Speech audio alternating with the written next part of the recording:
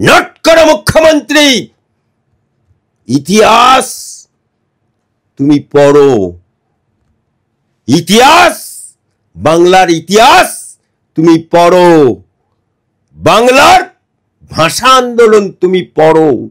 এই বাংলায় বাংলা ভাষা আন্দোলন করতে গিয়ে নোট করো, মমতা বুবু, মমতা খালা, মমতা আপা 21শে জুলাইয়ের মঞ্চে তুমি ভাষা আন্দোলনের কথা বললে, আমি তার উত্তরে দিচ্ছি, ভাষা আন্দোলনের শহীদ মুর্শিদাবাদ জেলার সালার থানার অন্তর্গত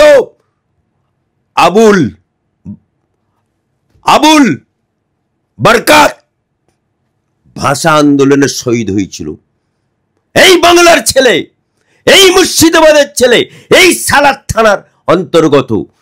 তাই তার নামে বামফ্রন্টের আমলে এই আবুল বরকাতের নামে, যেহেতু সে সালার থানার অন্তে বাড়ি, বাংলা ভাষা আন্দোলন করতে গিয়ে শহীদ হয়েছিল, সেই আবুল বরকাতের শহীদের নামে বামফ্রন্ট সালার থানার পাশে একটা বিশাল জায়গা নিয়ে তার স্মৃতির উদ্দেশ্যে বিশাল বড় একটা পার্ক করেছিল, নাম দিয়েছিল আবুল বরকাত ভাষা আন্দোলনের শহীদের স্মরণে।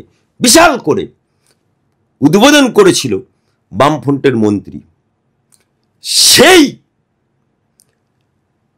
পার্ক সালার থানার অন্তর্গত, নোট করে রাখো, যদি বাপ্পের বেটি হবে তদন্ত করো, যদি বাপ্পের বেটি হবে তাহলে গিয়ে ওখানে দেখো, সেই আবুল বরকাত ভাষা আন্দোলনের শহীদ, তার স্মৃতি ফলক উপড়ে ফেলে দিয়েছে এবং সেখানে সালার থানার ওসি থাকার জন্য কোয়ার্টার বানিয়েছে। সেই পার্কের মধ্যে সালার থানার ওসি থাকার কোয়ার্টার বেনে গেল, তার স্মৃতি ফলক উঠে গেল এবং সেখানে একটা মন্দির তৈরি হয়ে গেল। আর পার্কের বিশাল বড় পার্ক, একটা অংশ খালি দোলনা, ঘুরনচরকি এই কটার রুখে আছে, আর পাঁচির ভেঙে পড়েছে। ভাষা আন্দোলন করবে না?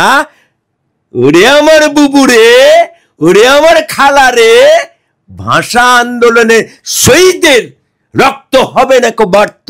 আজকে সেই শহীদের তুমি অবমাননা করছে, তোমার সালার থানার ওসি থাকবার জায়গা হচ্ছে, বিবিকে নিয়ে থাকবার রেসিডেন্সিয়াল কোয়ার্টার হচ্ছে, শহীদ স্মৃতি ফলক উঠে গেল। আবার তুমি বাংলায় শহীদের বাংলা ভাষা নিয়ে আন্দোলন করবে? করো, সালার থানার ওসিকে ওই রেসিডেন্সিয়াল বিবিকে নিয়ে থাকার যে কোয়ার্টার হচ্ছে ভেঙে উড়ি যাও। উনি তো পুলিশ মন্ত্রী, ভেঙে উড়ি যাও। যদি বাপের বিটি হবে কেন সালার থানার ওসি ওখানে? ওটা তো পার্ক, ছেলে পিলেদের পার্ক, ভাষা আন্দোলনের শহীদের স্মৃতি ফলক থাকবে, সেখানে উড়িয়ে দিয়ে সেখানে কেন? তুমি তো স্বরাষ্ট্রমন্ত্রী, ওসি রেসিডেন্সিয়াল কোয়ার্টার হবে কেন? ওখানে মন্দির হবে, মন্দির স্থানান্তরিত করো কেন? সেখানে সালার থানার সমস্ত যেটা আন্ডারগ্রাউন্ডের বিচার আচার হয়, সেখানে গিয়ে কপত কপুতি মতো সেখানে বসে বিচার হয় কেন? সেই আবুল বরকাত আজও পর্যন্ত বাংলার মানুষ শহীদ হয়েছে, কই সেই শহীদের কথা তো একবার বললে না? হ্যাঁ, বাংলার বুকে আজকে যে ভাষণটা দিচ্ছ তুমি কলকাতার বুকে, এই পশ্চিম বাংলায় ভাষা আন্দোলনের কথা বললে এই বাংলা চলে যেত, পশ্চিম পাকিস্তান হয়ে যেত। কিন্তু সেদিনকে শ্যামা প্রসাদ মুখার্জি বাংলার বুকে যদি না আন্দোলন করত, আজকে বাংলায় আমরা থাকতে পারতাম না, আমরা হয়ে যেতাম পশ্চিম পাকিস্তানি। শ্যামা প্রসাদ মুখার্জির কথা বললে না তো একবার? আরো শহীদ আছে, তাদের কথা বললে না তো?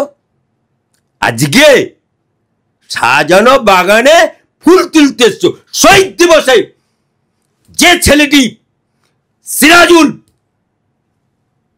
তোমার জন্য চাকরি গেছে, কারণ বামপন সরকার এবং সুপিরিয়র মনীশ গুপ্ত অর্ডার দিয়েছিল গুলি করো মমতাকে, ডাইরেক্ট অর্ডার ছিল। সে বলল, বন্দুকটা নামিয়ে বলল, আমি গুলি করতে পারবো না মমতাকে। তার জন্য সাসপেন্ড হলো। 24 ঘন্টা যায়নি, তার চাকরি চলে গেছে। তার চাকরি চলে গেছে, দেয়নি, পেনশন দেয়নি, কোনো কিচ্ছু দেয়নি। তুমি ক্ষমতায় আসার পরে কি করলে? যে গুলি চালিয়ে মারলো, শহীদ করলো মনীশ গুপ্তকে তোমার দলে নিয়ে পুরস্কৃত করলে। আর যে সিরাজুল তোমাকে বাঁচানোর জন্য, আজকে যদি সেদিনকে সিরাজুল ওই পুলিশ অফিসারের কথায় গুলি করে দিত তোমাকে, তুমি তো এতদিন বার্নিং ঘাটে ছাই হয়ে বেরিয়ে যেতে, নাবি তো বাংলাদেশে চলে যেত গঙ্গায় বয়ে।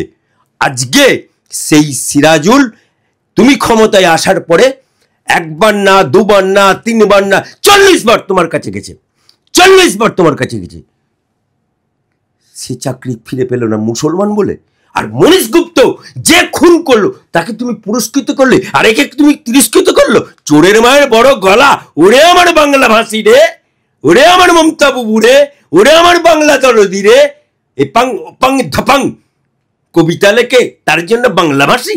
হ্যাঁ, আজকে তুমি রোহিঙ্গাদের বাঁচানোর নামটা না করে তুমি বাংলা ভাষাকে মোড়কে দিয়ে তুমি রোহিঙ্গাদের বাঁচানোর একটা পরিকল্পনা করে আজকে তুমি ভাষণ দিলে, সামনে রাখলে বাংলাভাষী। আসলে তোমার খেলা হচ্ছে রোহিঙ্গাদের বাঁচানো।